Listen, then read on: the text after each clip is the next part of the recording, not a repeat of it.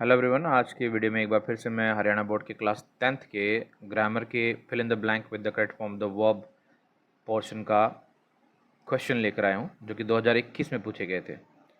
इसके ठीक पहले मैंने दो और वीडियो बनाए हैं जिनमें मैंने प्रीवियस ईयर में पूछे गए क्वेश्चन को सॉल्व करा है और बताया है आपको कि कैसे उन क्वेश्चन के आंसर को हमने समझना है और किस तरीके से हम एक्सप्लेनेशन के जरिए एक एक क्वेश्चन को हमने बेहतर ढंग से समझा था।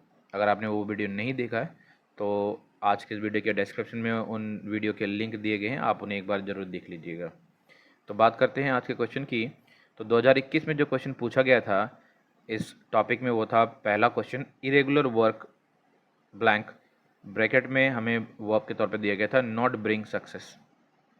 तो जैसा कि मैं आपको पहले भी बताता चला हूँ कि जब भी correct form of the verb के क्वेश्चन में हमें इस तरीके का सवाल मिलता है तो सबसे पहले हमने उन क्वेश्चन को गौर से पढ़ना है और साथ ही साथ हमने ये समझना है कि इस दिए गए क्वेश्चन में कौन सी ऐसी बातें हैं जो विशेष रूप से हमें ये बताती है कि ये दिया गया सेंटेंस आखिर किस टेंस से जुड़ा हुआ है। तो जब हम इस सेंटेंस को पढ़ते हैं जो कि दिया गया है irregular work blank not bring success, तो इस दिए गए सेंटेंस का अर्थ ये हुआ कि अनियमित जो कोई भी कार्य होता है वो जीवन में हमें कभी भी किसी तरीके से सफलता जो है हमें प्रदान नहीं करती है। तो इस सेंटेंस को पढ़ने के जरिए हमने ये समझ लिया कि ये सेंटेंस एक यूनिवर्सल ट्रुथ का सेंटेंस है। यूनिवर्सल ट्रुथ यानी कि सार्वभौमिक सत्य, जो बातें पहले भी सच थी, आज भी सच हैं और बाद में भी सच रहेंगी। तो ये बात सीधे तौर पे स्पष्ट है कि किसी भी तरीके से अनियमित तरीके से किया गया कार्य यानी इरेगुलर वर्क हमें जीवन में किसी भी तरीके से सफल होने में मदद नहीं करती है।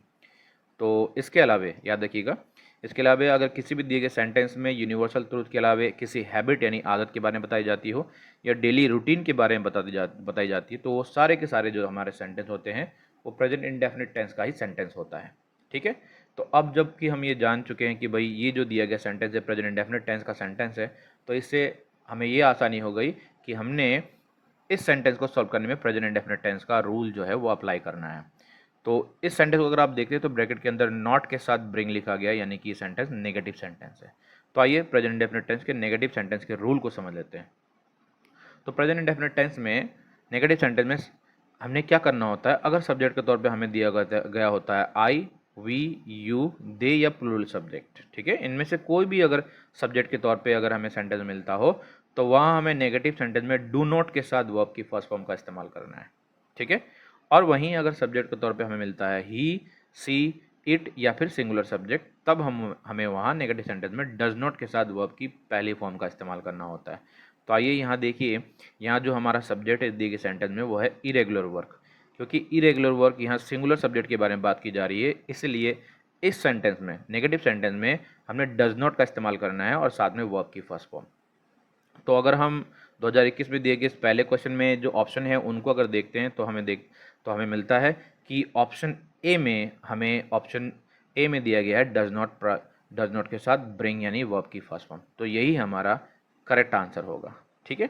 तो इस तरीके से हमने बड़े आसानी से इस बात को समझ लिया कि हमारा करेक्ट ऑप्शन जो होगा, जो हमारा करेक्ट आंसर होगा वो होगा ए, ऑप्शन ए, और आंसर होगा डज नॉट ब्रिंग। तो इस तरीके से बड़ी आसानी से हम दिए गए सेंटेंस को देखकर ही पहचान लेते हैं कि दिया गया सेंटेंस आखिर किस टेंस से जुड़ा हुआ है।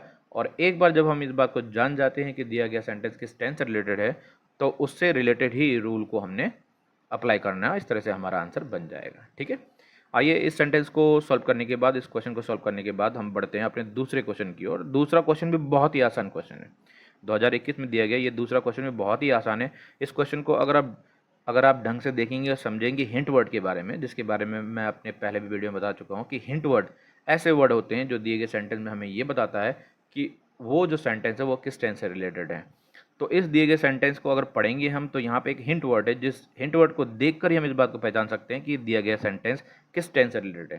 तो आइए पहले सेंटेंस को पढ़ते हैं। सेंटेंस दिया गया था हमें वी ब्लैंक, वर्ब के तौर पर हमें वेट दिया गया था for the school bus at the moment.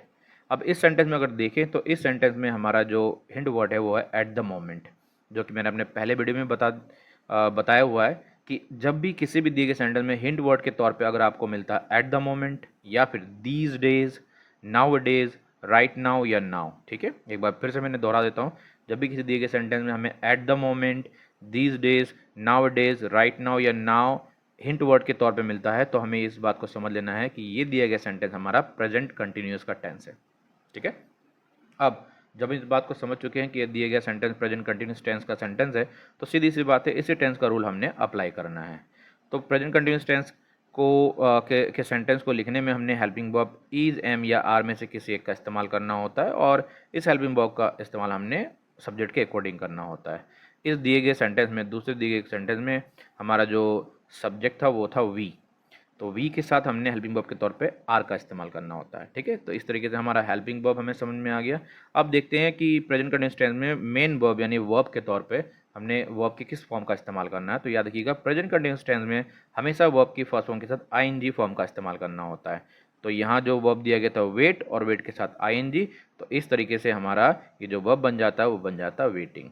तो इस तरीके से बड़े ही आसानी से हमने अपने हिंट वर्ड के जरिए ये समझ लिया कि रूल क्या कि कौन से टेंस का रूल यहाँ अप्लाई करना है। और जब हमने रूल समझ लिया तो हमने ये समझ लिया कि हेल्पिंग वर्ब और मेन वर्ब को समझते हुए हमने ये समझ लिया कि यहाँ आंसर होना चाहिए आर वेटिंग।